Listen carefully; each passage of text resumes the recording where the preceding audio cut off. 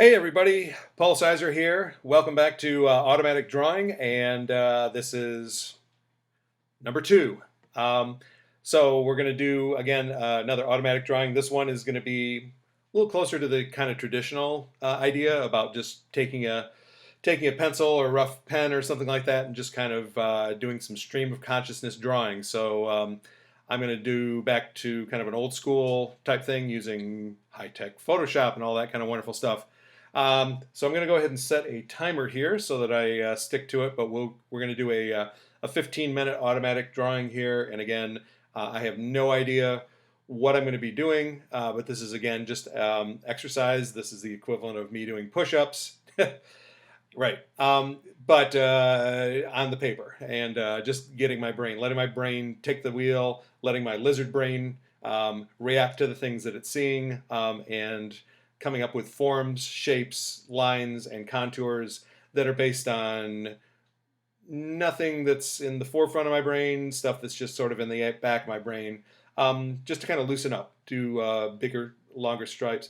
And I think that that's one thing that's really helpful. Again, just sort of unclogging your brain. I've got some drawing that I need to do tonight, so this will actually be a good precursor to how I kind of warm up for that. So let's go ahead and start my timer. All right. So this is all about reacting to lines. So let's give myself some lines to react to.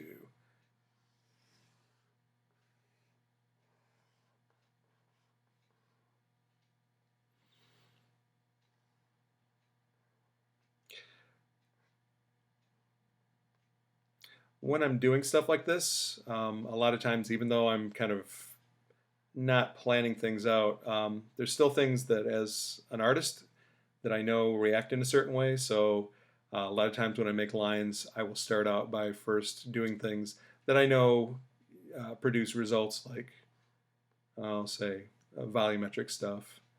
Um, and I think as an artist, it's good for you to, again, there's a bunch of stuff that you do intuitively.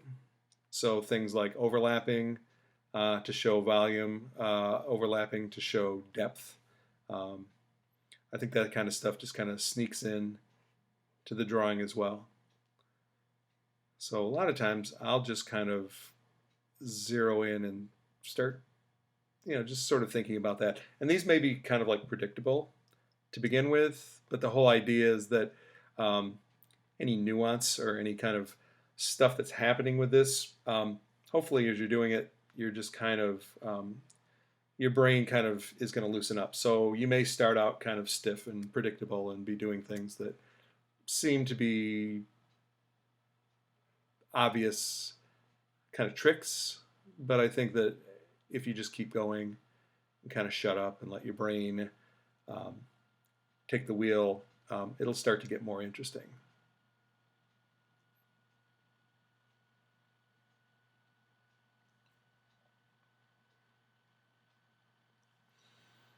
Um, as we talked about in the first one, the essence of this is that you're not worried really about this being a final drawing. So I'm not using any erasers. I'm not going back and correcting anything. I'm just reacting to shapes. When I make a shape, when I make a form, when I drop a line down, this then becomes something that then I can react to.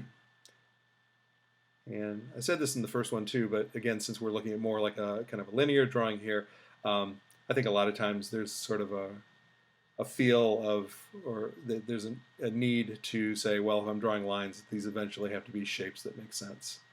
And really, literally, all I'm doing is just kind of taking a look at these forms and kind of figuring out kind of an internal logic. Um, and I keep using the term lizard brain. Again, your lizard brain is like what makes you like kind of your real primal response stuff. Um, the way that that kind of tips up here is saying that once I draw a line, then I'm reacting to that immediate line. So it's not something that I'm seeing like a pre-planned idea or thought, that I'm just kind of going, and as I go, I have to react. which again, since I'm not worried about this being, say, like a finalized drawing,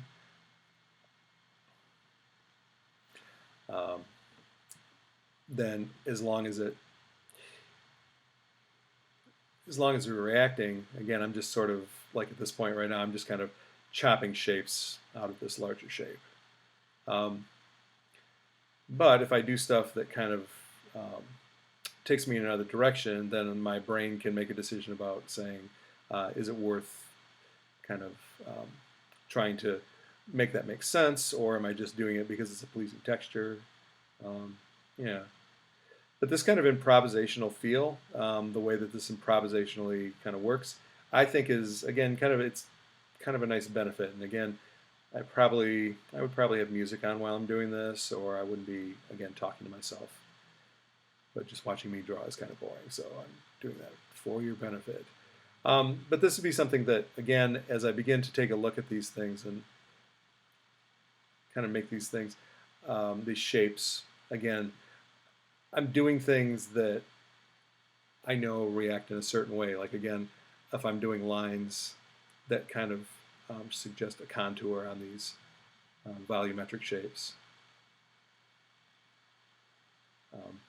I can do that. So it's stuff that just as practicing as an illustrator, practicing as someone who's been drawing most of his life, I'll tend to do these things.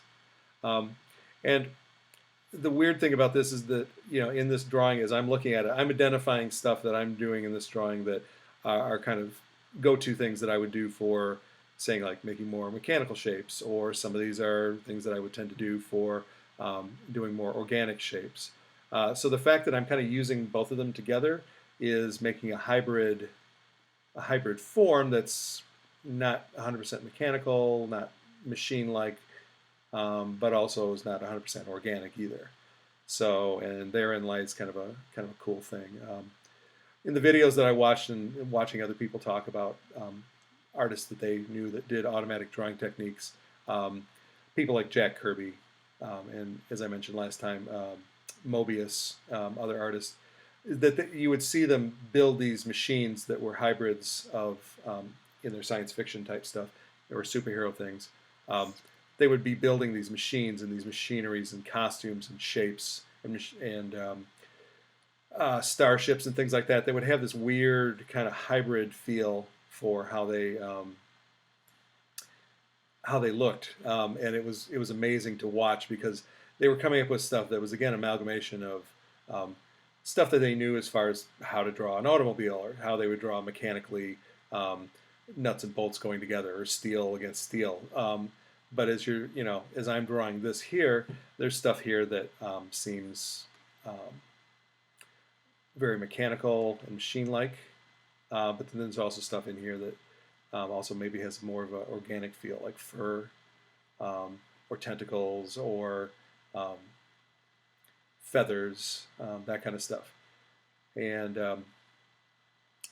my go-to, again, not original, but I just learned it from cribbing from other artists as well, is that a lot of times when I design spaceships, that I will tend to look at organic forms from nature to inform how I'm building spaceships.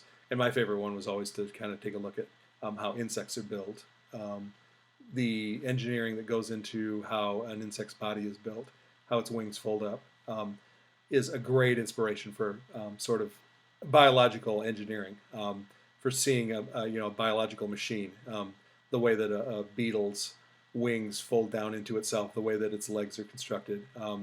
It's one of those things where I think that people say you don't really need to kind of invent new technology. You just need to look at the stuff that's around you, because there's so much amazing engineering that exists in nature. Taking a look at how animals are built, taking a look at how natural forms, geological forms, forms within crystals, forms within the way that rocks are built, forms the way that in plants are built, the way that cell structures are. There's not really anything that you need to do. You just kind of taking those and using those as starting points is oftentimes really, really fulfilling. And again, yields results that they since they have a familiarity, since they're things that come from things that we've seen, I think kind of gives a little bit more of a kind of a visceral response. when you're looking at stuff. Because to me, if you see something that you think you've seen before, or that you feel it's like that kind of looks like the wings of this, or this kind of looks like a structure that I've seen someplace else. Again, it gives you a reference point that, as the viewer, I think you respond to. If you're saying like, "Wow, that looks like the way that cells bind together," or that looks the way that, say, like a bug's carapace builds together. And I think that, again, that's something that, from the viewing standpoint, you can take a look at this stuff, and it gives you a connection, so that you understand. Like if you're looking at that and you identify it as being something that you've seen on how a bug is engineered, you apply certain attributes in your own brain as to what that means. Meaning, this is hard, this is soft, this is sharp. These edges are soft, these edges are pointy and brittle, or this is substantive. So yeah, like I said, I tend to, I think that kind of hybrid, and pulling your ideas from multiple sources, again, kind of remixes them and lets them lets them become something that that individually they are not, but together it's remixed in a way that allows you to see things in a more intuitive way.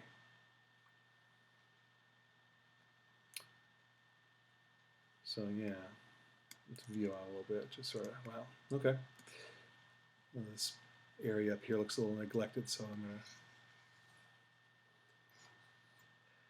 and again, as like I said, reacting to lines, that last line made me kind of think of like fabric, like maybe something kind of blowing in the wind.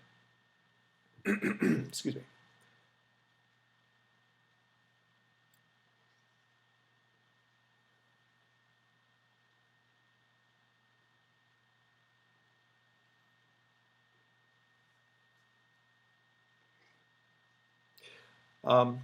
And I think you've also noticed too, and again, this is something I think again is beneficial, is seeing how I'm kind of jumping around. And I think that that's again another reason that I really like doing these automatic drawings, is that when I'm doing stuff that's more like designerly or an illustration, I'll work methodically through it, but I also give myself the chance to kind of be able to kind of bounce around a little bit and take a look at bits and pieces of a drawing, and kind of address multiple areas of that drawing all at the same time.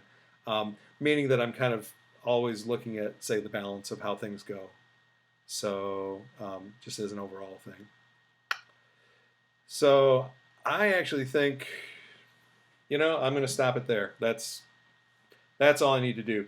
So let's go ahead and do Command 0 just to view that out. So there you go. That's the automatic drawing. That's the drawing for today. So let's go ahead and what's the date today? There you go. Yeah. So there you go. I have no idea what that looks like. Well, I don't know. You can. We can have a contest. Why don't you tell me what you think that ended up looking like? I've got my own ideas, but maybe some of you have a more brilliant option. Yeah, so there you go. That's my calisthenics for the night of drawing on some other projects that I'm going to work on. So again, if you have suggestions or other things that you'd like to see me work on or show you how I do, design-wise, illustration-wise, or whatever, feel free to add stuff in the comments, and I'll be happy to address those. If there's questions about what I did here, or any of the references that I made, if you want to know more about those, again, questions in the comments, and I'll be more than happy to send you to sources that make sense. So that's it for today. Thank you very much for joining me. Go out and do some auto drawing on your own. If it's a nice day, go out and sit on your porch 6 feet away from somebody else and open your brain, let your lizard out, and draw every day. It makes you feel good. It makes me feel good. So that's it for today. Be kind, be alert, be safe, and I will talk to you soon. All right, take care. Bye-bye.